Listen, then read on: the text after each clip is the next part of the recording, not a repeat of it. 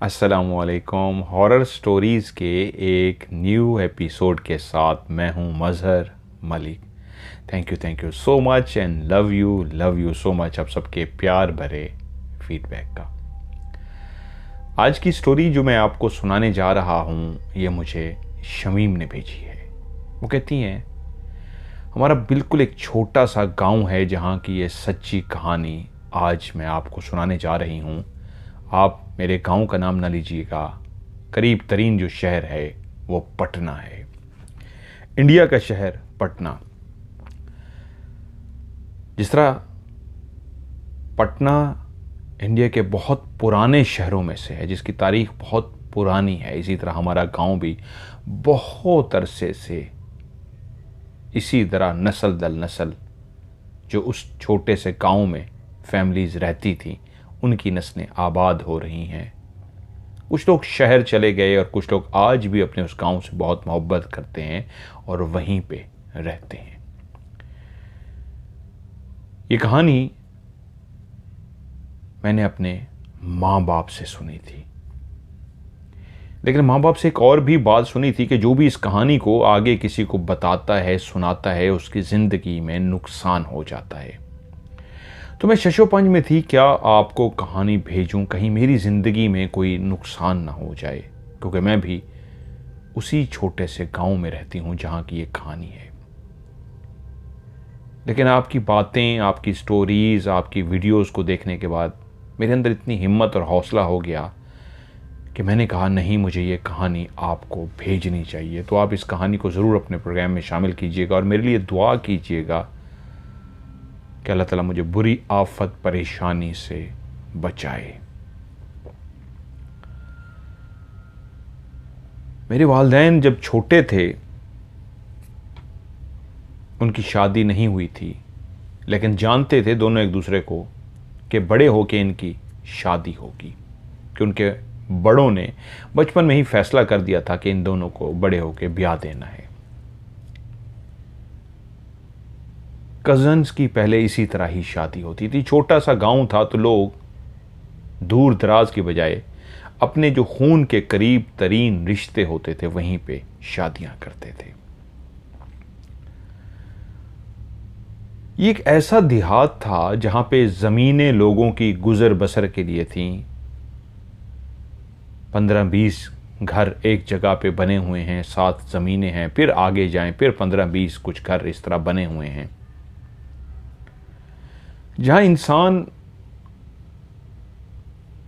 इकट्ठे घर बना के रहता है तो वहां अपनी ज़रूरत की भी हर चीज़ इंसान बंदोबस्त रखता है। सबसे अहम चीज़ खाना पीना, और उससे बढ़ के आज बड़े बड़े शहरों में यूटिलिटी स्टोर हैं, बड़ी बड़ी दुकान हैं, बड़ी बड़ी ऐसी के एक के अंदर आप दाखिल हों तो आपको ज़रूरियात ज़िंदगी की हर चीज़ मिल जाती है। तो उन दिनों में गांव के अंदर एक ही छोटी सी दुकान होती थी जहां पे माचिस की डिब्बिया, खाने पीने का थोड़ा सा सामान, इसी तरह की चीज़ें होती थी जो लोग वहां से ख़रीद लेते थे। और ये एक ऐसी दुकान होती थी कि रात को 12 बजे भी आपको इमरजेंसी पड़ गई तो उस दुकान को खटका के आप सामान ले सकते थे और लोग बुरा नहीं मनाते थे। ये गांव मशहूर था खाला की वजह से। वहीं उस गांव में एक ऐसी खातून जिसको सब खाला खाला के नाम से जानते थे, वो एक ऐसी पहुंची हुई खातून थी कि दूर दराज से लोग उसके पास रूहानी इलाज के लिए आते थे। कभी किसी के साथ जिन्नात का मसला, जादू का मसला, तावीज़ात का मसला या कोई भी इसी तरह की परेशानी, इसी तरह का कोई भी मसला हो जाता तो वो खाला के यहाँ पहुँचते।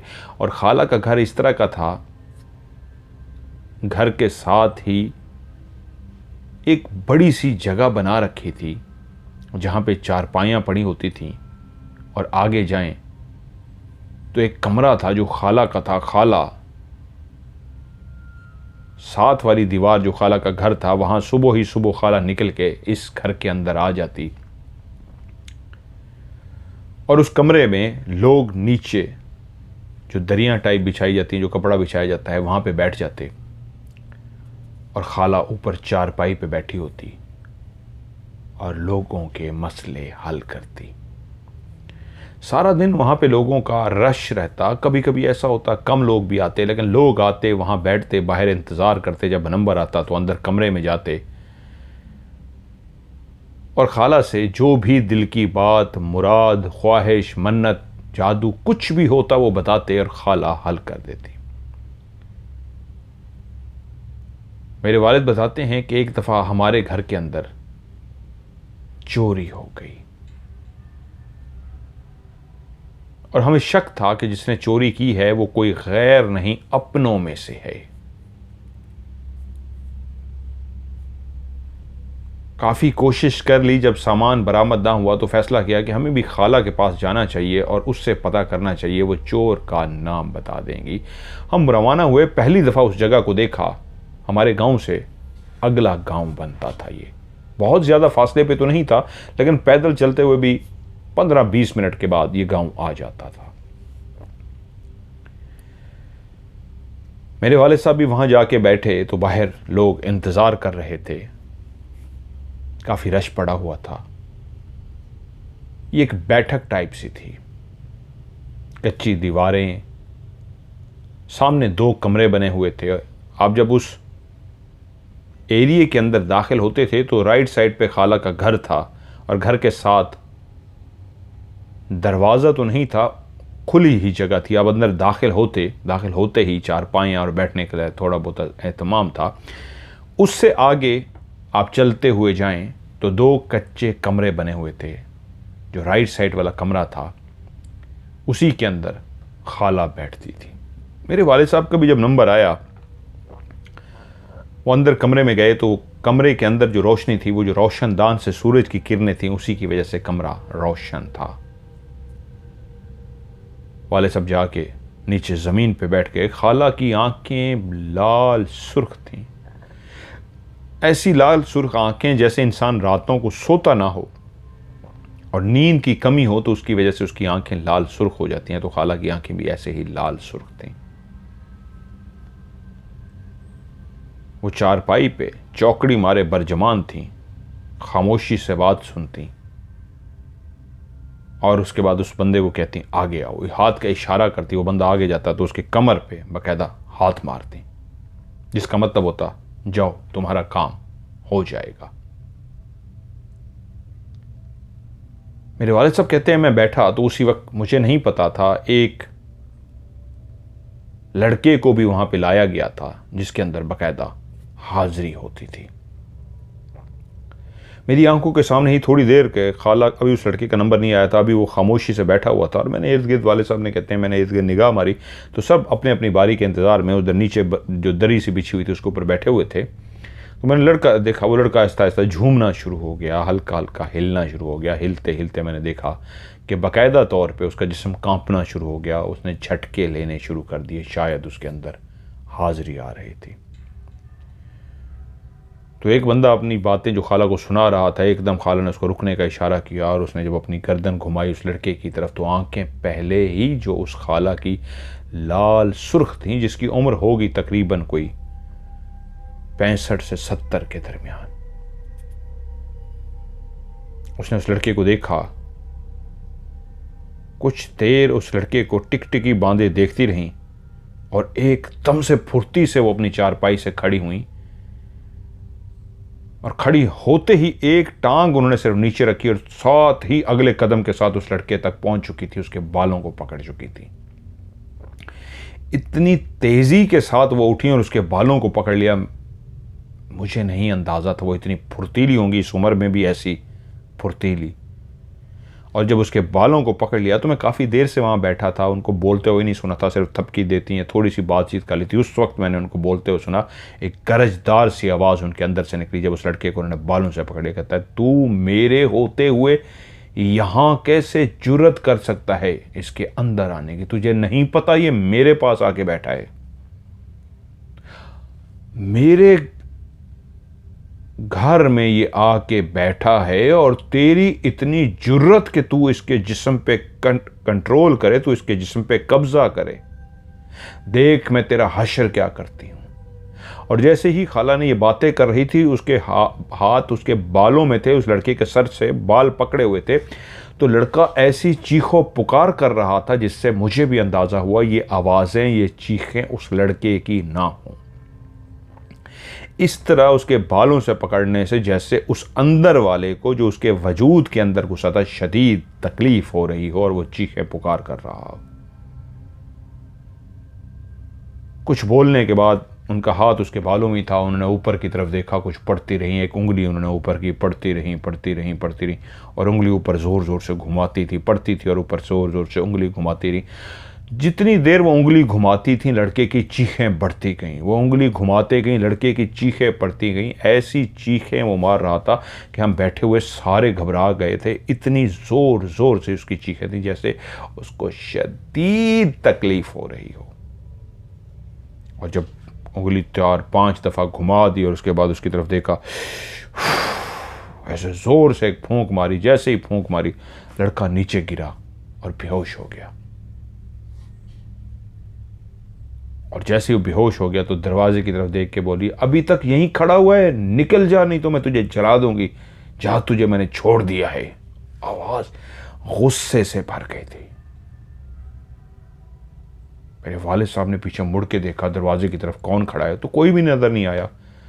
उनकी देखने वाली आंख थी, वो देख पा रही थी। तभी उन्होंने उसको कहा था जो दरवाजे में खड़ा था, जो कुछ देर पहले इस लड़के के अंदर था, शायद वही भाग रहा था या वही दरवाजे में खड़ा था, कि हमने देखा दरवाज़ा खुद ब खुद, जो अभी तक कोई दरवाजा, मेरे वाले साहब दरवाजे करीब ही बैठे थे, कहते हैं जब उन्होंने ये डांटा कि तो अभी तक खड़ा है, गया नहीं, तो दरवाज़ा डज करके बंद हो गया।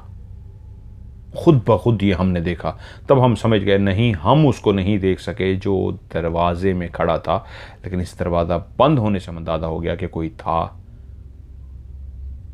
और तभी उसने दरवाज़ा बंद किया था और बोली, चला गया, नहीं तो मैं इसको जला देती, दरवाज़ा खोल दो।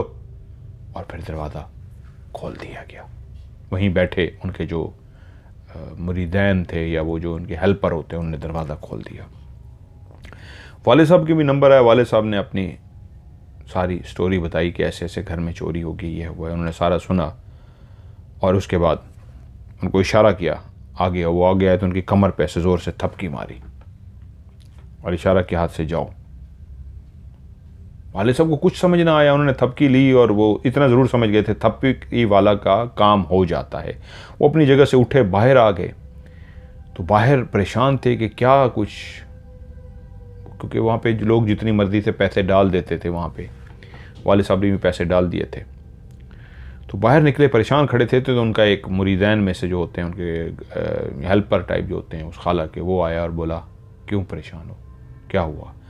कहा, मैं इस मसले के लिए आया था। उनको मसला बताया, उन्होंने मेरे कमर पे थपकी दी है, लेकिन मुझे नाम नहीं बताया। तो वो बोला, इस थपकी का मतलब ये है कि तुम्हारी चीज़ तुम्हें वापस खुद ब खुद मिल जाएगी, तो परेशान होने की ज़रूरत नहीं है, तुम्हारा काम हो गया, जाओ। वाले साहब घर आ गए, घर वालों को बताया कि मैं खाला के पास गया था। सारे घर वाले तवज्जो से वाले साहब को सुन रहे थे कि क्या करके लाए, वो कहाँ गए थे। उन्होंने बताया, वो बता के किसी को नहीं गए थे, कि मैं फ़लाँ गांव में जो खाला हैं उसके पास गया था। वो बहुत पहुंची हुई हस्ती है और मैंने उसको अपनी आंखों से देखा है। जिस तरीके उसने लड़के के अंदर कितनी जल्दी से एक जिन को निकाला है, मान गया हूँ मैं। और जिस तरह वो जिन दरवाजे में खड़ा था, उसने कहा, भाग नहीं तो तुझे जला दूंगी, और दरवाज़ा बंद करके भाग गया। उसने मुझे भी थपकी दी है, उसने कहा, जा, तेरा काम हो जाएगा, पता नहीं कैसे होगा लेकिन काम हो जाएगा। ठीक 2 दिन बाद जो चीज़ गुम हुई थी वो अपनी जगह पे वापस रखी हुई थी। कैसे, किसने रखी, कोई नहीं जानता। चीज़ मिल गई थी, जो चोरी चीज़ थी, जो चोरी शुदा होती, जो गुम हो गई थी, चोरी हो गई थी, वो अपनी जगह पे वापस मिल गई। तो और यकीन आ गया कि वो वाकई बहुत पहुंची हुई है। उसके बारे में बहुत सारी बातें सुनी थी खाला के बारे में, कि खाला जादू करती हैं, काला जादू, जिसकी वजह से उनके अंदर बहुत ताकत आ गई है। बहुत सारे जिन जो हैं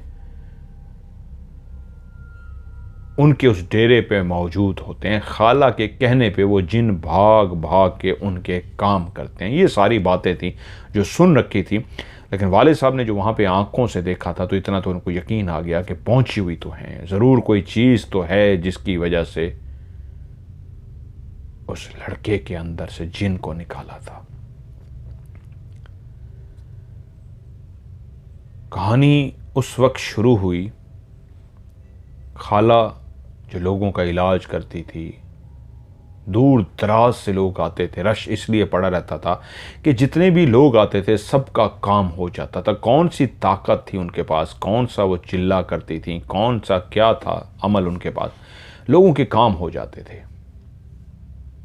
अच्छा, ये जो कहानी उन्होंने मुझे भेजी है, इसको कुछ तरतीब मैंने खुद से दी है ताकि कहानी का सस्पेंस भी बरकरार रहे, मज़ा भी बरकरार रहे और आपको अच्छा भी लगे। तो इसलिए मैं अपने आगे पीछे करके हमेशा मैं कुछ कहानियों को मैं तरतीब, आगे हो लफ्ज़ उनके होते हैं, तरतीब मैं देता हूं ताकि कहानी की खूबसूरती बरकरार रहे। कहते हैं कि खाला लोगों का इलाज करती रही और वो अपना उसी घर के अंदर जो वो बैठक टाप बनाई हुई थी वहीं पे सोती थी, रात को वहीं पे ही चिल्ला करती थी। ये एक ऐसी बैठक थी जिसका उन 2 कमरों का तो दरवाज़ा था। लेफ्ट पे दरवाजे पे जो सामने आप उस बिल्डिंग में दाखिल होने लगें, राइट साइड पे खाला का घर था, उसका दरवाज़ा था, घर में दाखिल होने के लिए कच्चा घर। साथ वाली जो जगह थी, इसका दरवाज़ा तो नहीं था लेकिन एक दीवारें थीं, उसकी जगह पे दरवाज़ा लगाया नहीं गया था। जैसे पूरा एक घर होता है, घर की तरह का ही नक्शा था, देहात का एक घर, लेकिन उसका दरवाज़ा नहीं था, ओपन रखा गया था। लेफ्ट पे भी दीवार थी, राइट पे भी दीवार थी, दरमियान में बिल्कुल एक दरवाजे की जगह। और इस जगह से आप दाखिल होते हैं तो सामने राइट साइड पे एक कच्चा सा कमरा बना हुआ है, जैसे कह सकते हैं चाय बनाने के लिए किचन टाइप सा जो बना रखा था। उसके आगे खुला सहन था, काफ़ी बड़ा लंबा सा सहन। एंड पे जाके 2 कमरे थे। लेफ्ट वाला कमरा का दरवाज़ा बंद था, मेरे वालिद साहब ने जो देखा था। राइट वाला बड़ा सा जो कमरा था, लेफ्ट वाला छोटा था। और बड़े से कमरे के अंदर खाला बैठती थी, चारपाई पे नीचे लोग बैठते थे। तो कहा जाता था कि साथ वाला जो छोटा कमरा है वो खाला के चिल्ला वजीफ़ा जो भी करती थी उसके लिए था। खाला अपने चिल्ले और चीज़ें करती रहीं कि उसके बाद उन्होंने फ़ैसला किया एक ऐसे चिल्ले को करने का जिसके बाद वो इतनी ताकतवर हो जाती, उनकी जो ताकत पहले ही ज़्यादा थी, उस चिल्ले के बाद वो बहुत बड़ी एक महान शक्ति बन जाती। वो क्या चिल्ला था, वो किसको हासिल करना था ये तो नहीं पता था। सिर्फ उन्होंने अपने बेटे को, 3 बेटे थे उनके, बताया था कि मैं अब उस चिल्ले को करना चाहती हूं जो मेरी जिंदगी का सबसे बड़ा चिल्ला होगा। अगर वो मेरे काबू में आ जाती है, जिसको मैं काबू करना चाह रही हूं, और मैंने उसका वो अमल मुकम्मल कर लिया, तो तुम लोग सोच नहीं सकते मैं कितनी ताकतवर हो जाऊंगी। अभी तक मेरे पास जो इल्म है इससे 11 गुना ज़्यादा मैं ताकतवर तो हो जाऊंगी और इतनी लंबी उम्र पाऊंगी कि मैं जब चाहूंगी मरूंगी, मैं मर भी नहीं सकूंगी। एक अजीब सी बातें थी बेटों के लिए भी। बेटे भी माँ से डरते थे। बेटे के पास सब कुछ था, माँ की वजह से इतनी दौलत जमा हो रही थी, इतना लोग आते, इतना पैसा डाल के जाते जब सबका काम होता था, और माँ बेटों की हर ख्वाहिश पूरी भी करती थी। उसके पास वाकई इतनी बड़ी ताकत थी, वो माँ की सेवा में लगे रहते। तभी माँ ने चीज़ें मंगवाई जो वहाँ उस गांव में नहीं थी। बेटे रवाना हुए, उस चिल्ले के लिए जो सामान चाहिए था वो लेकर आए। माँ ने बेटों को बताया कि कुछ दिनों के बाद वो जो गांव से दूर बड़ा पुराना कब्रिस्तान है, वहाँ पे मेरे लिए एक कब्र खोदोगे। आधा चिल्ला मैं इसी घर के अंदर बैठ के मुकम्मल करूँगी और बकिया आधा चिल्ला आखिरी 10 दिनों का, 11 दिनों का मैं उस कब्र के अंदर बैठ के मुकम्मल करूँगी। धूनी देने के लिए कुछ चीज़ें थी, आग जलान के उसके अंदर वो धूनी देती थी बैठ के, अगरबत्तियाँ जला के, इस तरह का सामान था। खाला ने वो अपना चिल्ला शुरू किया उस कमरे के अंदर जहाँ पहले से करती थी, लेकिन वो अपनी ज़िंदगी का सबसे खौफनाक और सबसे बड़ा रिस्की और बहुत बड़ी ताकत हासिल करने वाला चिल्ला करने जा रही थी। बच्चे, उनके जो 3 बेटे थे, जो छोटा था उसको छोड़ के बड़े दोनों बेटे माँ के साथ मुसलसल माँ की खिदमत में लगे रहते। छोटे से वो बहुत प्यार करती थी और उसके चाह रही थी कि अभी वो अमलियात और मेरे साथ ना आए, अभी दोस्तों के साथ वक्त गुजारे, जब वक्त आएगा मैं उसको ट्रेन करूँगी। बड़े दोनों बेटों को वो ट्रेन कर रही थी। अभी उनसे चिल्ले नहीं करवाए थे, लेकिन चीज़ें उनको सिखा रही थी। वो जो पहली रात वहाँ पे बैठी और उन्होंने वो अमल करना शुरू किया, तो सामने उनके कोयले जल रहे थे और उन कोयलों के अंदर वो जो मंगवाया था एक सफ़ूफ उन्होंने, वो जिस तरह बहुत सारी चीज़ें होती हैं, मैं नाम नहीं लूँगा, लोग शुरू कर देते हैं इस तरह के वज़ाइफ, तो इस तरह की धुनी देने के लिए आप यूज़ करते हैं, लुबान होता है, इस तरह की चीज़ें होती हैं। वो उठाती और उसको तरफ फेंकती और पढ़ती जाती थी, फेंकती थी, पढ़ती जाती थी। तेज़ कमरे के अंदर खुशबू फैल चुकी थी। वो उस ताकतवर जिन्नात की सरदारों में से एक सरदार औरत, जो बहुत बड़ी शक्ति वाली थी, वो उसको काबू करने जा रही थी। अगर ये चिल्ला मुकम्मल हो जाता, वो हर काम जिंदगी में कर सकती थी, जो मुंह से निकालती उनका काम पूरा हो जाता। जितने दिन वहाँ पे पढ़ाई करनी थी, वो रात को वहाँ पे पढ़ती, रात सारी पढ़ती, और जब उनका चिल्ला मुकम्मल हो जाता तो वो दरवाज़ा खोल देती। बेटे बाहर इंतज़ार में होते, माँ को फ़ौरन बाहर लेके आते। लेकिन इन दिनों में वो जो लोगों का ताना बाना बंधा हुआ था, जो लोग आते थे अपने कामों के लिए, वो टाइम कम कर दिया गया था, क्योंकि रात को अब उनका चिल्ला शुरू हो गया था। रात को वो चिल्ला करती थी और सुबह वो सो जाती थी। वो 3-4 बजे सो के उठती थी और सिर्फ 3 घंटे के लिए, कभी 4 घंटे के लिए वो अपनी उस जगह पे बैठती थी, लोगों के काम करती थी, वरना वो कहती थी लोगों को कहो अभी ना आए। तो इन दिनों में वो किसी को नहीं देख रही थी। वाले साहब के एक दोस्त को भी इस तरह का मसला बना, वो उसको साथ लेके गए, तो उनको पता लगा कि आजकल वो एक मखसूस चिल्ला कर रही हैं, जिसकी वजह से वो टाइम नहीं देती। कभी 2 घंटे, कभी 3 घंटे दे देती हैं, कभी कह देती हैं कि आज नहीं होगा। और वो किस वक्त होता था कि जब वो सो के 3-4 बजे उठती थी, तो उस वक्त बताती थी कि लोग आए हुए हैं, बेटे बताती थी। वो कहती थी नहीं आज वापस भेज दो, तो वापस भेज देते। कल का नहीं बताती थी कि मैं कल भी बैठूंगी या नहीं बैठूंगी, वो कहती थी बस वापस भेज दो। लोग चले जाते थे इस उम्मीद पे कल आएंगे। कल भी वो कह देगी आज भी नहीं कुछ करूंगी, तो फिर चले जाते थे अगले दिन की उम्मीद पे। ये सिलसिला था। वो अपना चिल्ला करती रही कि वो टाइम आ पहुंचा जब आखिरी 41 दिन क्या वो चिल्ला था, और आखिरी 11 दिन उन्होंने उस कब्रिस्तान में चिल्ला करना था। अभी 11 दिन नहीं हुए थे, अभी तकरीबन कुछ 13-14 दिन रहते थे। उन्होंने बेटों से कहा जाओ और मेरे लिए कब्र खोदो। माँ जो हुक्म करती थी वो वैसे करते थे, और वो कब्रिस्तान चल के गई नहीं थी। पता नहीं उन्होंने चिल्लों में देख, चिल्ला करते हुए उनको कैसे अंदाज़ा हो गया था कि उन्होंने वहीं बैठे बैठे बेटे से कहा कि जब तुम कब्रिस्तान में दाखिल होगे, तो कब्रिस्तान में दाखिल होते ही सीधे चले जाना और बिल्कुल आगे जाके राइट साइड की तरफ हो जाना। राइट साइड की तरफ जाओगे तो वहाँ पे दरख्त आएंगे, तकरीबन 8 से 10 दरख्त बने होंगे। उन दरख्तों को जब अबूर कर लोगे तो उसके आगे जाओगे, वहाँ पे पुरानी कब्रें हैं, लेकिन दरमियान में एक जगह खाली पड़ी है। दूर से ही तुम्हें नज़र आ जाएगी, वहाँ पे मेरे लिए कब्र खोदना। बेटे ने कहा जी अम्मी जी। बेटे रवाना हुए, कब्रिस्तान में दाखिल हुए। पहले भी कई दफ़ा कब्रिस्तान में जा चुके थे, लेकिन इस अंदाज में कब्रिस्तान को नहीं देखा था कि एक एक कब्र, एक एक लोकेशन उनको याद हो। दिन की रोशनी में वो 2 बेटे साथ में और काम करने वाले लेके गए, जिन्होंने कब्र खोदनी थी, वो कुछ और थे। वो अपने लिए एक बहुत बड़ी वो बात समझते थे कि एक पहुंची हुई हस्ती के लिए हम काम करने जा रहे हैं, तो उनके काम करने के लिए हर कोई बेचैन होता था। तो ये 3-4 लोग कब्रिस्तान में दाखिल हुए, सीधे गए और फिर राइट साइड को मुड़े वहाँ पे 8-10 दरख्त थे, उनको अबूर किया तो आगे वाकई सही कहा था। सबसे पुरानी कब्रें नज़र आती थी, जो जिनकी सबसे खस्ता हालत थी वो यहीं पे थी, और दरमियान वाली एक जगह खाली थी। हैरान थे बेटे, जानते थे माँ पहुँची हुई है, लेकिन हैरान थे कि ज़िंदगी में हमें नहीं याद कि माँ को हमने कभी इधर कब्रिस्तान आते देखा हो, लेकिन उनको ये जगह भी याद थी। दोनों बेटों ने एक दूसरे से मशवरा किया, हाँ यही जगह है। उन्होंने कहा, तो वो साथ लाए हुए बंदू से कहा खोदो भाई। उन्होंने कब्र खोदनी शुरू कर दी।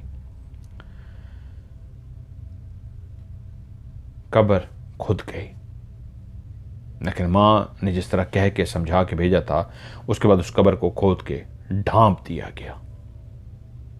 और कब्र को किस तरह बनाया गया कि कब्र को खोदने के बाद बाकायदा बड़ी सी खुली सी कब्र को खोद के उसके अंदर मट्टी का लेप दिया गया, ताकि 1-2 दिन में खुश्क हो जाए। और मां ने बेटे को जब वो लेप दे रहे थे, अंदर कुछ लफ्ज बताए थे कि ये उन लेप के अंदर, जब गीला लेप हो तो कोई लकड़ी लेके ये इस तरह लफ्ज उसके ऊपर लिखना दोनों साइडों पे। और बेटे ने ऐसे दोनों साइडों पे उस गीला जो लेप हुआ था, जिस तरह सीमेंट आप लगा लें तो सीमेंट के ऊपर अब लिखा जाएगा, तो जो खुश्क होगा तो वो लिखा रहेगा, ऐसे मट्टी का जो लेप दिया गया था उसके ऊपर वो बेटे ने दोनों साइडों पे लिख दिया। वो रात आ गई जब खाला ने उस कब्र के अंदर बैठकर अमल करना था।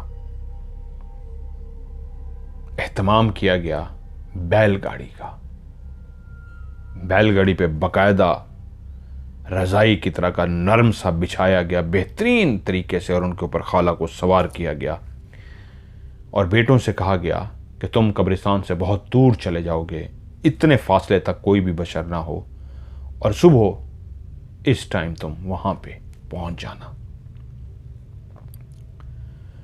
वो बैलगाड़ी कब्रिस्तान के बाहर तक पहुंच गई, और कहते हैं कि जब कब्रिस्तान के बाहर वो बैल जो लेके गया था, जैसे ही कब्रिस्तान के दरवाजे पे पहुंचा तो बैल ऐसे डर रहा था जैसे उसने किसी चीज़ को देख लिया हो, और बहुत ज़्यादा हिलना शुरू हो गया, भागने की कोशिश करने लगा। ऐसे बिफर, जैसे कहते हैं ना जानवर बिफर जाता है, तो ऐसे बिफर सा रहा था। उसको चलाने वाला एकदम परेशान हो गया कि इसको क्या हो गया है। तो वो मुस्कुराई, और उसके बेटों ने देखा, और वो जो बैल पे बैठा हुआ था उसने देखा कि वो कब्रिस्तान की तरफ देख के मुस्कुराई और बोली, हाँ इतने सब खुशामदीद बोलने के लिए आए हैं, जानवर तो डर जाएगा। बेटे को कहा उतारो मुझे नीचे। बेटे ने नीचे उतारा और जानवर पे गई, उसको थपकी दी, जानवर रिलैक्स हो गया। और उसके बाद कहा ठीक है जाओ, और सुबह इतने बजे आ जाना। वो चलती हुई कब्रिस्तान के अंदर जा रही थी, और वो आंखें जो ताकतवर हो चुकी थी, इतनी इर्द गिर्द को देख रही थी, तो फातिहाना अंदाज में चलती हुई ऐसे वो जा रही थी जैसे इर्द गिर्द बेटे अभी बाहर खड़े देख रहे थे कि मां पहुंच जाए हम चले जाएंगे। इस अंदाज में चलती हुई जा रही थी जैसे दोनों सिमत में जिन्नात या मुर्दे उनके इस्तकबाल के लिए खड़े हों। और वो कब्रिस्तान के दरमियान में से चलती हुई जा रही थी, और मुर्दे और जिन्नात उनके इस्तकबाल के लिए वहीं पे खड़े थे। चलती चलती वो अपनी कब्र तक पहुंच गई। कब्र काफी गहरी थी, उनको मदद की जरूरत थी, लेकिन इस टाइम कोई उनकी मदद करने वाला नहीं था। वो अपनी कब्र के अंदर बैठ गई, उतरी, आराम से बैठ गई। अपना जो चिल्ला था उन्होंने करना शुरू कर दिया। बेटे इंतजार में रहे। माँ ने बताया था कि किस टाइम आना है। जब वो टाइम हो गया तो वो बैलगाड़ी लेके वहां पे पहुंचे, और उसके बाद कब्रिस्तान के अंदर दाखिल हो गए। माँ ने जो पढ़ने के लिए बताया था दायरा कड़ा, वो दायरा कड़ा उन्होंने लगा लिया। चलते चलते चलते उस कब्र तक पहुंचे तो कब्र में माँ उनका इंतजार कर रही थी। हाथ ऊपर किया जैसे बेटे को कह रही हो मुझे बाहर निकालो। दोनों बेटे ने माँ का हाथ पकड़ा, उसको बाहर निकाला। माँ कब्र से बाहर निकली, और चलती हुई जब बाहर की तरफ आ रही थी तो एकदम से रुकी, पीछे मुड़ के देखा, और ऐसे हाथ के इशारे से कहा कल मिलेंगे। आ गई, आके बैलगाड़ी पे बैठी, और वो मां को ले गए। अगली रात भी सेम मखसूस टाइम पे, और माँ ने कह दिया इन 11 दिनों में कह दो कोई भी मेरे पास ना आए। आगे पीछे 2 घंटे 3 घंटे के लिए वो बैठक पे बैठ के सबसे मिल लेती थी। इन 11 दिनों में माँ ने मिलने से इनकार कर दिया। पहली दफ़ा था, वो अगले दिन का शेड्यूल नहीं देती थी, उसी दिन कहती थी आज मिलना है या नहीं मिलना। पहली दफ़ा वो कह रही थी कि अगले 11 दिन के लिए कह दो कोई भी नहीं आएगा। और इतने लंबे टाइम के लिए पहली दफ़ा ये बैठक वीरान होने लगी थी कि 11 दिन के लिए कोई नहीं आएगा। दूसरी रात भी सेम उसी तरह बैलगाड़ी आई, बैलगाड़ी में बिठाया गया, ले गए, वो अपने अंदर खुद चली गई, उन्होंने अपना अमल किया, वापस आ गई। तीसरी, चौथी, 5वीं, 6ठी, 7वीं, 8वीं, 9वीं, यहाँ तक कि 10वीं रात भी मुकम्मल हो गई। वो बहुत खुश थी, एक फातिहाना अंदाज था और उन पर जुनून सारी था। और जब वो एक रात सिर्फ रहती थी, ये सेकंड लास्ट रात थी, 10वीं रात, तो जब बेटों ने उनको बाहर निकाला तो वो ऐसे झूम रही थी और खुश हो रही थी और कहा कि मैं ज़िंदगी के बहुत बड़े मकसद में कामयाब होने लगी हूँ, मैं सब कुछ पा लूँगी, मैं बहुत ताकतवर हो जाऊँगी, मेरी ज़िंदगी का सबसे बड़ा ख्वाब पूरा हो जाएगा, मैं राज करूँगी, मेरे बेटे तुम लोग राज करोगे, सिर्फ देहात में नहीं शहर में भी राज करोगे, तुम वो कुछ कर सकोगे, तुम्हारी माँ वो कुछ कर सकेगी तुम सोच भी नहीं सकते। जिसको मैं गुलाम बनाने जा रही हूं उसको मैं हुक्म देगी मेरे लिए तख्त लेके आओ, वही मेरे लिए तख्त का एहतमाम करेगी। और तुम्हें पता है वो तख्त कौन सी जगह से लेके आएगी? 7 समंदर पार से। वो 7 समंदर पार से मेरे लिए तख्त लेके आएगी और उसके बाद मैं मुंह से जो लफ्ज निकालूंगी वो वैसी करेगी। बेटे ने सवाल किया, वो कब्रिस्तान से चलते हुए आ रहे हैं, और बेटे ने सवाल किया, माँ अभी भी तो आपके सारे काम करते हैं, अभी भी हमने देखा है आप जो कहती हैं हो जाता है, वो आपकी क्या बड़ा काम करेगी? उसने कहा अगर वो मेरे कंट्रोल में आ गई तो एक पलकें झपकते ही मैं यहां होंगी और उसको कहूंगी तो पलकें झपकने के बाद मैं दूसरे शहर में बैठी होंगी। आज जिस बैलगाड़ी पे तुम मुझे लेके आए हो, तुम यहां मुझे कब्रिस्तान से हाथ पकड़ के बाहर निकाल रहे हो, तुम अभी कब्रिस्तान से बाहर भी नहीं निकले होगे कि मैं पहुंच चुकी होंगी। वो मुझे उड़ा कर ले जाएगी, यहां जहां खजाने दुनिया में दफन है वो मुझे दिखा देगी, हर खजाने का मुझे पता होगा कहां पे है खजाना। परिंदे मेरी बोली समझेंगे, सांप डसने आएगा तो मुझे देख के वापस चला जाएगा। कौन क्या सोच रहा है मैं सबके दिमाग पढ़ लूंगी। जो भी जितना भी ताकतवर होगा मेरे सामने आएगा तो वो मेरे सामने आते ही उसका दिमाग मेरे कंट्रोल में होगा, वो उसके दिमाग को मुझे दे देगी। मैं चाहूंगी कि बादशाह से कहूं कि अपने तख्त को गिरा दो, बादशाह अपने तख्त को गिरा देगा। मैं बादशाह को कहूंगी इस महल को ढा दो, वो महल को ढा देगा। मैं कहूंगा बादशाह को ये महल मेरे लिए तामीर कर दो, वो मेरे लिए महल तामीर कर देगा। मैं जो मुंह से निकालूंगी मेरी हर काम हो जाएगा। बेटे हैरान हो गए, इतनी ताकत हमारी माँ हासिल कर लेगी। वो भी दोनों भाई एक दूसरे को देख के खुशी से पागल हो गए कि इतनी ताकत आ जाएगी हमारे पास। माँ को लेके आए, वो बहुत खुश थे, पता था, जानते थे माँ कर लेगी कामयाबी के साथ इस अमल को। माँ सो गई, उठी 3-4 बजे, माँ को नाश्ता वगैरह कराया, चाय शाय पी, उसने फिट हुई, रात का टाइम हुआ, फिर से सवारी तैयार थी, वो अपनी सवारी पे बैठी और माँ को लेके कब्रिस्तान पहुँचे। माँ उतरी और आज सबसे ज़्यादा चलती हुई जब जा रही थी माँ, तो इतना फ़ख्र से चलती हुई जा रही थी कि बेटे भी खुश थे और छलांगे मार रहे थे कि माँ का चलने का अंदाज़ बताता था कि माँ कितनी खुश है। माँ कब्र में गई और वजीफ़ा करना बैठ गई। आज वाहिद ऐसी रात थी कि बेटों से टाइम नहीं गुजर रहा था। एक एक पल, एक एक मिनट उन पे भारी था कि कब ख़त्म होगी ये रात, क्योंकि माँ जब वहाँ से निकल के आती तो वो ताकत हासिल कर चुकी होती। आज आखिरी रात थी माँ की।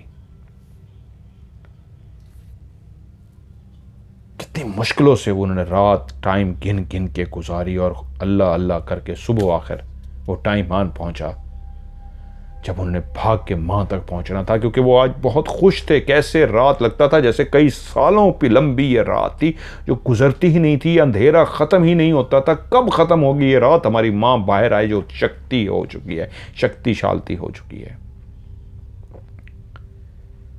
आखिर वो टाइम गुजर गया। वो दोनों बेटे भागते हुए कब्रिस्तान में दाखिल हुए। पागल थे, खुशी से जनूनी अंदाज था। चलते हुए दरख्तों के पास गए और फौरन कब्र के पास गए, माँ को उठाने के लिए हाथ दें और माँ को बाहर निकालें तो निगाह पड़ी, माँ कब्र में गिरी पड़ी है। माँ को आवाज दी, माँ का नाम पुकारा, फिर से आवाज दी, फिर से नाम पुकारा, लेकिन मां की तरफ से कोई जवाब नहीं आया। दोनों परेशान हो गए, जल्दी से कब्र में उतर गए। अंदर गए तो देखा मां दुनिया को छोड़ चुकी है। मां को आवाजें देते देते झंझोड़ते झंझोड़ते अंदाजा हुआ ये तो जिस्म ठंडा हो चुका है। या खुदाया ये क्या हुआ है। आवाज़ें दी। वो जो बाहर बैलगाड़ी पे मौजूद था एक भाई बाहर निकला भागता हुआ, उसको भी बुला के लाया कि जल्दी से आओ मदद करो। वो आ गया। 3 लोग थे, उन्होंने मुश्किलों से उसको कब्र से बाहर निकाला और मां को लेके बैलगाड़ी तक पहुंचे। मां को जल्दी से उस बैलगाड़ी पे डाला, घर लेके पहुंचे। फौरन हकीम को बुलाया गया और हकीम से जब पूछा गया तो हकीम ने नब्ज देखने के बाद कह दिया ये अल्लाह को प्यारी हो चुकी है और इनका जिस्म जितना ठंडा हो चुका है लगता है मरे हुए कई घंटे हो गए हैं। ये नहीं हो सकता। बेटों को यकीन नहीं आ रहा था कि उनकी मां कैसे मर सकती है, लेकिन वो मर चुकी थी। वो तो बहुत खुश थे, जानते थे मां ये अमल मुकम्मल कर लेगी, लेकिन मां नहीं कर सकी थी। उनने तो सोचा ही नहीं था कि मां के साथ ये भी हो सकता है। जैसे जैसे ये खबर फैलती गई, लोग इकट्ठे होना शुरू हो गए। क्या वाकई खाला मर चुकी, क्या वाकई खाला मर चुकी, क्या हुआ क्या हुआ। तब लोगों को पता लगता गया कि खाला एक चिल्ला कर रही थी और उस चिल्ले में 41 दिन मुकम्मल करने थे। आखिरी रात ही थी कि खाला के साथ ये हो गया। ये खबर हर तरफ फैल गई, दूर दूर के गाँव तक भी खबर फैल गई और लोग जो खाला से अपना इलाज कर चुके थे उनको बहुत बड़ी नेक हस्ती मानते थे, बहुत बड़ी पीर मानते थे, वो सारे जमा हो गए। अब मरहला था कि जब इंसान मर जाए, उसका सिर्फ वजूद रह जाए, रूह उसमें से निकल जाए, मुर्दा जिस्म हो, तो फिर आपको उसको दफनाना ही होता है। तो बुजुर्गों ने कहा बेटा हौसला करो, हर किसी ने जाना है, वो अब जा चुकी हैं, तो देर मत करो, इनको मट्टी के हवाले करो। खाला को गुस्ल दिया गया, कफन पहनाया गया, उसके बाद उनका नमाज जनाजा पढ़ा गया, जो एक पूरे एक तरीका होता है वो एक। उसके बाद वो बेटे जब कब्रिस्तान की तरफ रवाना थे तो पहले ही फैसला किया जा चुका था कि कब्र तो वहां पे मौजूद है, एक और कब्र खोदने की क्या ज़रूरत है। वो लोग खाला को लेके, काफ़ी बड़ा लोगों का एक हजूम जो साथ था,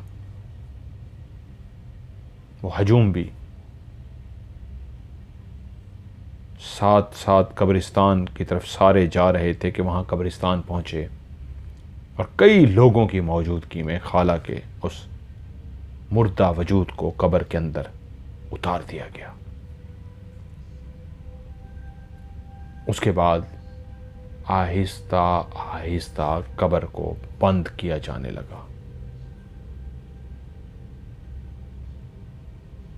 कब्र के ऊपर ईंटें लगाई जा चुकी। बेटों से कहा बेटा मट्टी डालो। तीनों बेटे ने मुट्ठियां भर भर के मट्टी डाली और उसके बाद बाकी लोग भी मट्टी डालना शुरू हो गए। वो जो कब्र खोदने वाले गोरकन थे वो अपनी वो जो होता है उनके पास औजार, उससे कब्र को बंद करना शुरू हो गए। अभी आधी कब्र पे ही मट्टी डाली गई थी कि चीखो पुकार की कब्र के अंदर से आवाजें आना शुरू हो गई। वो जो मट्टी डाल रहे थे वो एकदम चौंक गए और रुक से गए कि ये कहाँ से आवाज़ें आ रही हैं, और एहसास हुआ ये आवाज़ें कब्र के अंदर से आ रही हैं, और सारे परेशान हो गए, बेटों की तरफ मुतवज्जो हुए कि ये क्या हुआ है। उसने कहा ये तो माँ की चीखें हैं। अब किसी के फौरी तौर पे समझ ना आया कि क्या करें, इनकी तो आवाज़ आ रही है। तो बेटा जो बड़ा बड़ा था उसने कहा हटो हटो हटो। उसने हटाया और जल्दी से ईंटें, जिसके ऊपर अभी मट्टी नहीं गिरी थी, आधे हिस्से पे मट्टी गिर गई थी, आधे हिस्से पे मट्टी नहीं गिरी थी, उसने जल्दी से ईंटें उखाड़नी शुरू की। तो देखा माँ अंदर से चीखो पुकार कर रही है, क्योंकि कुछ लोग डर गए थे, शायद उनके ऊपर अभी से कब्र का अजाब आ गया है, इसलिए कुछ देर सोचने में लग गई कि ये क्या है, कब्र का अजाब या क्या है। तो बेटे ने जब ईंटें उखाड़ी तो उसको नजर आया कि माँ पूरा उसका वजूद जो कफन में लिपटा है वो हिल रहा है और उसमें से चीखें निकल रही हैं। उसने जल्दी से और ईंटें हटाना शुरू कर दी, कहा मेरी मदद करो, मेरी मदद करो। लोग परेशान, क्या किया जाए, अभी तक सब परेशानी की हालत में कि क्या करें, ये हो क्या रहा है। कि बेटा दूसरा भी दाखिल हो गया। दोनों वो बेटे जो हमेशा माँ के साथ होते थे, उन्होंने जल्दी से ईंटें हटानी शुरू की। लोग भी कुछ शामिल हो गए, जल्दी से ईंटें हटाई गई और वो कफन जिसमें मुंह को लपेटा गया था उसको खोला गया। तो उनकी आंखें खुली थीं और वो चीख रही थीं, मुझे बाहर निकालो, मुझे बाहर निकालो। क्योंकि उनके हाथ बंधे हुए थे। बंधे से मुराद जिस तरह कफन को लपेटा जाता है, एक रस्सा मारा को बांधा जाता है, अकड़ा हुआ उनका जिस्म था। तो उन्होंने जल्दी से अपनी माँ को उठाया। माँ जिंदा हो चुकी थी और सबके लिए हैरान कुन एक बात थी कि वो जिंदा हो चुकी हैं जिनको मरे हुए कई घंटे हो गए थे। आज सारा दिन रात की कब की मरी थी, हकीम ने तस्दीक कर दी। नहलाने वालों ने कहा था मुर्दा वजूद है, सबको यकीन था और बिल्कुल क्लियर था वो तो मर चुकी थी, जिंदा कैसे होगी, लेकिन वो जिंदा हो गई थी। बेटों के अंदर एक खुशी की लहर दौड़ गई कि माँ जिंदा हो गई है, जिसको अभी वो कब्र के हवाले करके मट्टी डाल के जाने ही वाले थे कि वो जिंदा हो गई थी। वो चीखो पुकार से रुक गए थे और माँ को जब उन्होंने मुंह से हटा दिया तो उनकी आंखें खुली हुई थीं और वो चीखो पुकार कर रही थी। और जब उन्होंने देखा कि मुंह से कपड़ा हटा दिया गया है तो वो बोली मेरे हाथ खोलो। बेटे ने माँ को गले से लगा लिया, खुशी से उसके आंसू निकल रहे थे कि मेरी माँ जिंदा है। और यूं कहा गया हटो हटो हटो, सारे हट गए और वहाँ से उनको निकाला गया। अब उनके पास एक कफन था जिसमें वो लिपटी हुई थी, उनको चादरें दी गई इस तरह की कि चादरों में उनके वजूद को छुपाया गया और उनको वापस घर की तरफ लेके आए। जब उनके मुंह से वो कपड़ा हटा दिया गया तो उनकी वो जो चीखें निकल रही थी वो चीखें बंद हो गईं, लेकिन उनकी आंखें खुली हुई थीं, वो जिंदा थीं, वो सांस ले रही थीं। उनको पीने के लिए पानी दिया गया, उन्होंने पिया नहीं, उनके मुंह से पानी को लगाया गया तो वो पानी पी गई। बेटे माँ को लेके घर पहुंच गए, वो बहुत खुश थे, माँ जिंदा हो गई थी। लेकिन माँ अब चुप थी।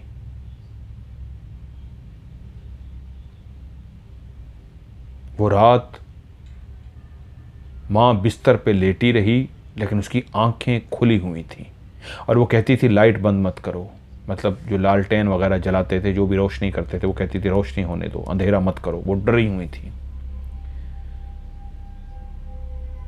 बेटे ने जब लालटेन बंद की कि माँ सो जाए तो उसने फौरन चीख के कहा नहीं, ये खोल दो, जला दो इसको। बेटे थे, परेशान थे, माँ जिंदा तो हो गई थी लेकिन वो उनको अकेला नहीं छोड़ सकते थे। बेटे अपनी माँ की चारपाई के इर्द गिर्द बैठे रहे। वो रात सारी जागती रहीं, एक लम्हे के लिए भी उनकी आंख नहीं खुली। वो ऊपर छत को तकती रहीं, यहाँ तक कि सुबह हो गई। बेटों का नींद से बुरा हाल था, वो रात सारी एक लम्हे के लिए भी नहीं सोए थे, बैठे बैठे ऊँघ लेते थे। माँ एक मिनट के लिए भी नहीं सोई थी। सुबह हुई, उन्होंने माँ को नाश्ता कराया, माँ ने नाश्ता किया। वो बिल्कुल ठीक थी, जिंदा थी, लेकिन बोल नहीं रही थी। ज़रूरत के टाइम पे बोलती थी। लोगों का अभी भी ताना बाना बाहर लग गया था। ये करिश्मा था, गांव के अंदर बात फैल गई थी कि खाला फिर से जिंदा हो गई हैं। उन्होंने पूछा आज लोग मिलना चाहेंगे आपसे, वैसे आप उनसे मिलेंगी? उसने गर्दन हिला दी कि नहीं। वो खामोश रहीं। अगले 3 दिन खाला किसी से कोई बात नहीं की, किसी से नहीं मिली, चुप रहीं।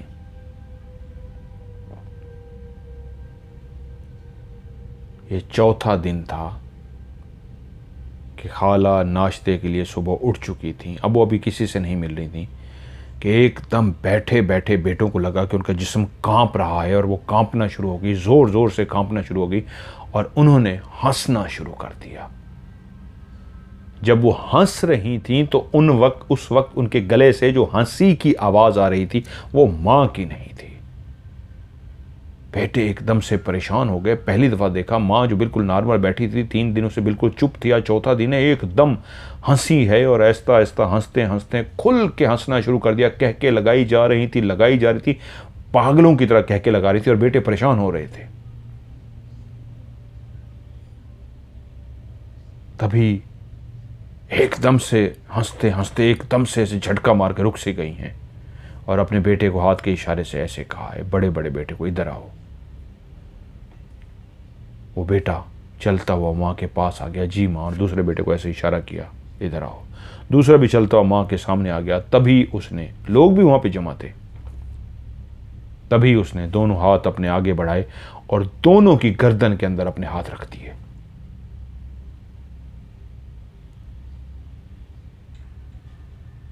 वो पहले अपनी चारपाई पे बैठी, उसने एक बेटे को बुलाया, फिर दूसरे बेटे को बुलाया, और जैसे दोनों बेटे आके खड़े हुए तो अपनी चारपाई से उठ के खड़ी हो गई। और जैसे वो अपनी चारपाई पे उठ के खड़ी हुई, उन्होंने दोनों हाथ उनकी गर्दन में डाले और उनकी गर्दन इतनी जोर से दबा दी कि उनकी चीखें निकलना शुरू हो गई। और तभी लोगों ने देखा खाला ने अपने दोनों बेटों की गर्दन दबा के उनके ऊपर उठा दिया। बाकायदा दोनों के पांव जमीन से कोई आधा फुट, यानी कोई 6-7 इंच, 7-8 इंच ऊपर पांव उठ गए। और बेटों को लगा जिस तरह मां ने गर्दन दबा दी और ऊपर उठा लिया है, ये तो फौरन मर जाएंगे, मां मारना चाह रही है। तो उनके मुंह से लफ्ज निकला, बचाओ बचाओ बचाओ। ये मंजर इतना भयानक और खौफनाक मंजर था कि जो बाहर खड़े लोग थे पहले तो वो शशोपंज में रहे कि क्या करें। जब उनको अंदाज़ा हुआ ये तो मर जाएंगे, और माँ अपने बच्चों को मार रही है, और उसके गले में, गर्दन में हाथ हैं, और वो गर्दन दबा के उनको ज़मीन से ऊपर उठा चुकी है, तो लोग भागे, बचाओ ये तो मार देगी। और लोग भागते हुए आए और पड़ गए। उन्होंने पकड़ लिया, खाला के हाथों को पकड़ लिया और उनको पीछे से सबसे पकड़ लिया। सारे चिमट गए इस अंदाज में कि खाला ने उनके हाथ तो छोड़ दिए, लेकिन यूं हाथ मारा तो बेटों समेत जितने भी लोगों ने पकड़ा हुआ था उड़ते हुए दूर जा गिरे। तब सबको अंदाज़ा हुआ कि ये ताकत एक औरत में नहीं हो सकती। जिस तरह उसने हाथ मारा था, 5-6 बंदे इधर छुड़वा रहे थे हाथ को, 5-6 बंदे इधर छुड़वा रहे थे, वो 2 बंदे बेटे और 5-6 इधर 5-6 इधर, ये कोई 12-14 लोग उड़ते हुए दूर जा गिरे। उसने हाथ मारा था और इतने ज़ोर से जाके गिरे, उनको चोटें लगी कि सारे डर गए और डर के बाहर आ गए। और उन्हें जल्दी से कहा दरवाज़ा बंद कर दो। कमरे का दरवाज़ा बंद कर दिया और अंदर से हंसने की, बड़ी बड़ी ज़ोर से कह के लगाने की आवाज़ें आ रही थी। बेटे अपनी गर्दन को सहला रहे थे कि ये क्या हो गया है। अब सारे परेशान थे कि ये क्या हुआ है, क्या करें, किसी को कुछ भी समझ ना आए। बेटे परेशान ये थे कि अभी ये तो लोग मौजूद थे, इन्होंने छुड़वा दिया, अब क्या करें, अगर किसी वक्त भी हम अकेले अंदर गए माँ तो मार डालेगी। माँ ने जो अभी हमारे साथ किया है ये तो माँ नहीं है, इसका मतलब है इसके अंदर कोई और ताकत आ गई है। जितनी ताकत से उसने सबको गिराया है ये तो एक औरत की ताकत नहीं हो सकती।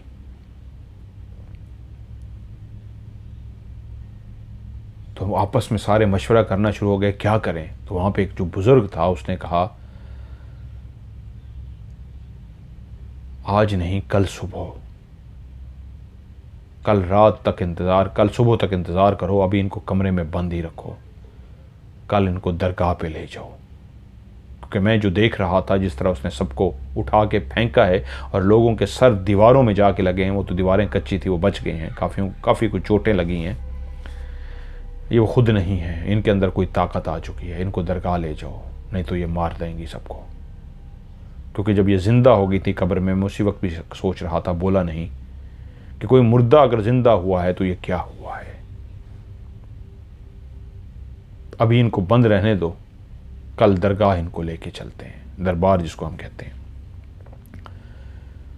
वो रात सारी कहके लगाती रही हैं और दरवाजे को पीटती रही हैं, खोलो मुझे, मैं सबको मार डालूंगी, मैं सबको जला दूंगी, मैं सबको तबाह कर दूंगी, मैं सबको बर्बाद कर दूंगी। और वो कहके लगाती थी, दरवाज़ा पीटती थी, कहके लगाती थी। बेटे खौफ से रात सारी सो नहीं सके, उस कमरे के बाहर बैठे रहे। जब सुबह हुई, जो टाइम दिया गया था, वो सारे लोग जमा हो गए, उस बुज़ुर्ग का भी इंतज़ार करते रहे। वो बुज़ुर्ग आ गए, उन्हें पूछा क्या हालात है। उन्होंने कहा जी वो रात सारी कहके लगाती रही हैं, दरवाज़ा बजाती रही हैं और कहती रही हैं मैं सबको जला दूंगी। वो माँ की अल्फाज नहीं है, वो माँ की आवाज़ ही नहीं है, कोई और है। अब मसला था कि दरवाजे को अगर खोलते हैं तो वो सब पे हमला कर देगी, क्या करें। जितना उसके अंदर ताकत है, जितना उस तरह कल उसने हाथ मारा था और सारे उड़ते हुए जाके गिरे थे, वो तो अभी भी इतनी ताकतवर होगी, तो क्या करें। तो उसी बुज़ुर्ग ने कहा घबराओ मत, मैंने ही कहा था ना, मैं कर दूंगा, दरवाज़ा खोलो। उन्होंने बुज़ुर्ग से कहा आप तो बहुत ज़ईफ़ हैं, बुज़ुर्ग हैं, हमने दरवाज़ा खोला, आपको उड़ा देंगी, वो मार देंगी आपको। जिस तरह वो कह रही हैं मैं सबको मार दूंगी, सबको जला दूंगी, सबको ख़त्म कर दूंगी, वो मार देंगी। और उनके अंदर कोई और चीज़ है, वो खुद नहीं है। वो बोले मैं जानता हूँ, दरवाज़ा खोलो। वो डरते डरते दरवाजे के पास गए तो उस बुज़ुर्ग ने ऊंची आवाज़ में अजान देनी शुरू कर दी। जैसे ही अजान देनी शुरू करी, जो अंदर से कहकों की आवाज़ आ रही थी, वो एकदम से चीखों में बदल गई। रोको मत करो, चुप हो जाओ, बस ये अल्फाज थे, बंद करो इसको। और चीखें मारी जा रही थी, रुक जाओ, चुप कर जाओ, और चीखें मारी जा रही थी। वो अजान देते जा रहे थे, अजान देते जा रहे थे। बेटों को अंदाज़ा हुआ जैसे माँ को तकलीफ़ हो रही है और वो अजान से डिस्टर्ब हो रही हैं। उस बुज़ुर्ग को कहने लगे इशारों में कि ना करें, तो उसने कहा चुप, और अजान देते रहे। दरवाज़ा खुल गया तो देखा उसने कानों पे हाथ रखा हुआ है, ज़ोर ज़ोर से कानों को दबाया हुआ और चीखें मार रही है कि किसी तरीके उसके कानों तक ये अजान की आवाज़ न आए। वो बुज़ुर्ग अजान देते देते अंदर पहुंचे और बाकियों को इशारा किया और हाथ के इशारे से कहा कि बांधने के लिए कोई चीज़ लाओ। 2-3 लोगों के पास जो चादरें थी, उन्होंने अपनी चादरें उतार लीं और उन्होंने कहा इसको बांधो, इशारों से कहा। और वो अपने कानों पे हाथ रख के चीखें मारी जा रही थी और उनको सिर्फ एक बात का एहसास था कि ये रुके वरना मेरे कान फट जाएंगे। डरते डरते लोग सारे कांप रहे थे, डरते डरते उन तक पहुंचे। मुश्किलों से उनके हाथों को उन्होंने बांध दिया, पाँव के उनके बांध दिया। जब उनके हाथों को उन्होंने पकड़ के बांधा, तब देखा उनके कानों से बकायदा खून निकल रहा है। वो आवाज़ की वजह से उसके कानों से खून आ रहा था। वो तब तक अजान देते रहे जब तक वो बांधने में कामयाब नहीं हो गए। जब वो बांधने में कामयाब हो गए तो उन्होंने अजान रोक दी और तभी सब ने देखा कि खाला नहीं थी, उनके अंदर वो जो चीज़ भी थी वो आ चुकी थी। उनकी आंखें टोटल सफ़ेद हो गई थी और वो गुस्से से धाड़ रही थी और मुंह इस तरह खोल रही थी कि कोई पास जाए तो उनको काट ले। ऐसी अजीब सी आवाज़ें और गुस्से का इजहार था। तो उस बुज़ुर्ग ने कहा इनका मुंह भी बंद कर दें वरना ये किसी को काट लेंगे। और वाकई जितनी उनकी आंखें अजीब सी हो गई थी और मुंह की जिस तरह हालत थी, वो लगता था, पता लग गया था कि जो अंदर बोल रही है ये खाला नहीं कोई और है। उनके मुंह को भी बांध दिया गया और यूं उनको लेके वो सारे दरगाह पहुंचे। उस दरगाह पे जब बताया गया कि लोगों का इतना बड़ा रश है और एक औरत को लाया गया है, तो उस दरगाह के जो गद्दी नशीन थे काफ़ी दूर पहुंचे थे, काफ़ी दूर गए थे। उनको जब सारी सूरत हाल बताई गई तो उन्होंने कहा इनको मस्जिद के फर्श पे लेके आओ। दरगाह से निकल के साथ जो जुड़ी मस्जिद थी, उनके मस्जिद का बड़ा सा जो फर्श था वहाँ लेके गए और उनको सामने लिटा दिया गया। वो बंधी हुई थी और वो सामने गद्दी नशीन आकर बैठ गए। लेकिन खाला की जो मुंह बंधा हुआ था उसके बावजूद जो उनकी चीखें थीं और जो वो इस तरह चीखें मारती जा रही थी, वो चीखें मारती जा रही थी, सारे डर रहे थे। सबके लिए एक भयानक खौफनाक मंजर था कि वो गद्दी नशीन पढ़ना शुरू हुए।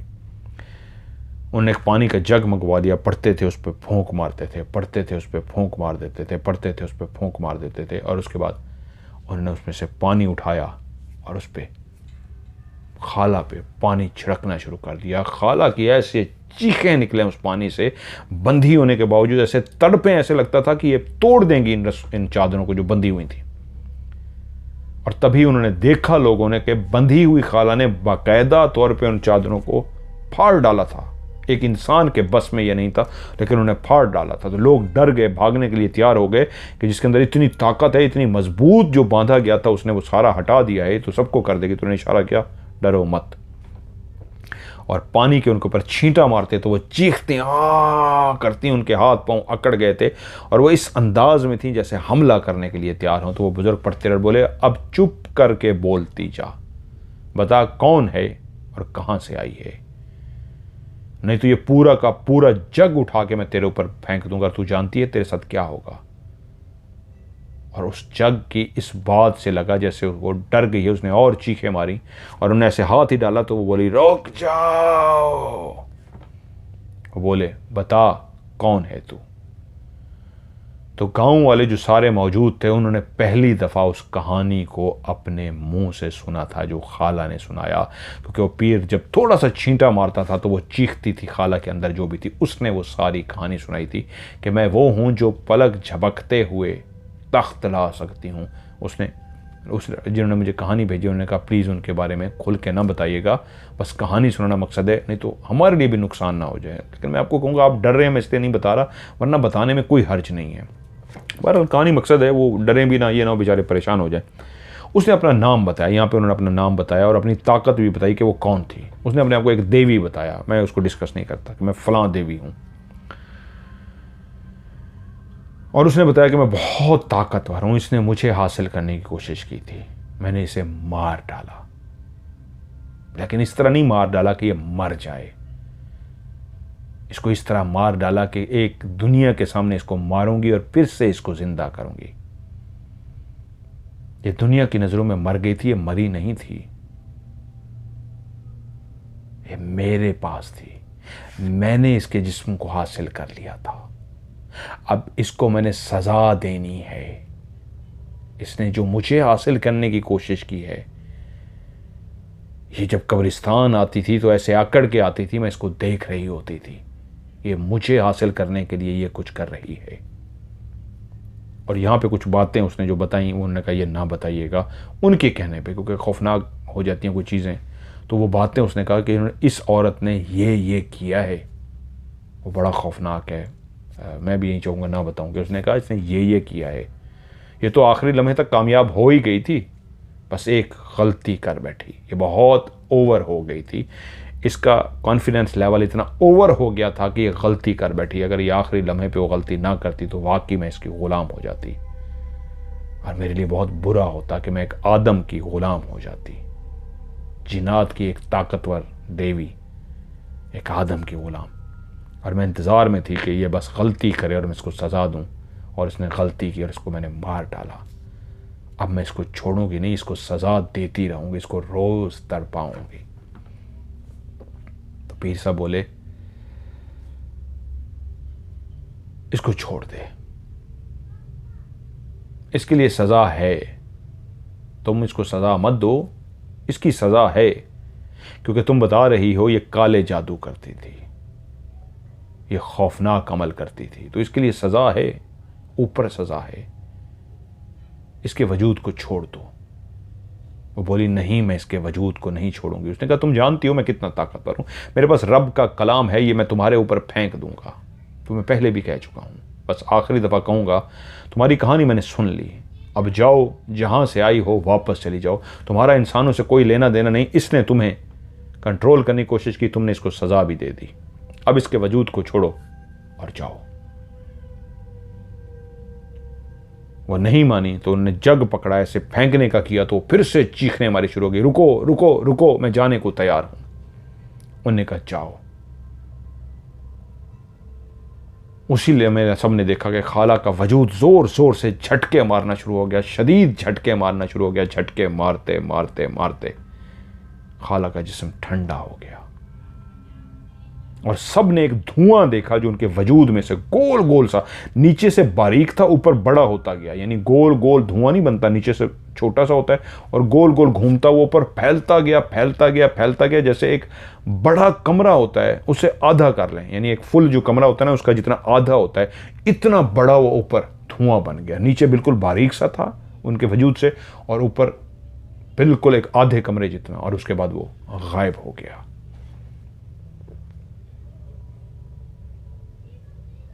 पीर साहब ने खाला को देखा और उनके बच्चों से कहा, ये मर चुकी हैं, वो मार गई थी तुम्हारी मां को, और तुम्हारी मां को वक्ती तौर पे उसने सजा देने के लिए इस तरह रखा हुआ था, ये जिंदा नहीं थी। जाओ दुआ करो, खुदा तुम्हारी मां को माफ कर दे, तुम्हारी मां की बख्शिश हो। इसके अंदर वजूद नहीं है। जब तुम लाए थे मैं उसी लम्हे जान गया था कि ये तो मर चुकी है, एक और वजूद है जो इसको लेके फिर रहा है। जाओ एक और कब्र खोदो, उस कब्र में इसको मत दफनाना, क्योंकि उनको सारी कहानी बता दी गई थी। एक और कब्र में इनको दफना देना और इनके लिए माफ़ी की दुआ करो, खुदा से दुआ करो खुदा इसको माफ़ कर दे। तो सारे गांव वाले रोते हुए खाला को वापस लेके गए थे, वो मर चुकी थी। और पीर साहब ने तस्दीक कर दी थी कि इस उम्मीद में ना रहना ये अब दोबारा ज़िंदा होगी, उसी ने ज़िंदा किया था। जिंदा तो सिर्फ रब की ज़ात कर सकती है, वो आर्जी तौर पे इनके जिस्म के अंदर घुसी हुई थी। जितने दिन ये जिंदा रही हैं तब तक इनका वजूद जिंदा था, लेकिन जब तुम इनको मेरे पास लेके आ रहे थे उस वक्त ही उसने इसको मार दिया था। कब बांधा था तुमने इसको? उन्होंने कहा जी सुबह। उन्होंने कहा बस जिस वक्त तुम बांध चुके थे उस अंदर वाली को पता लग गया था कि अब ये कहाँ लेके जा रहे हैं, दरगाह, तो वहीं पे ही उसने इसके वजूद को मार दिया था।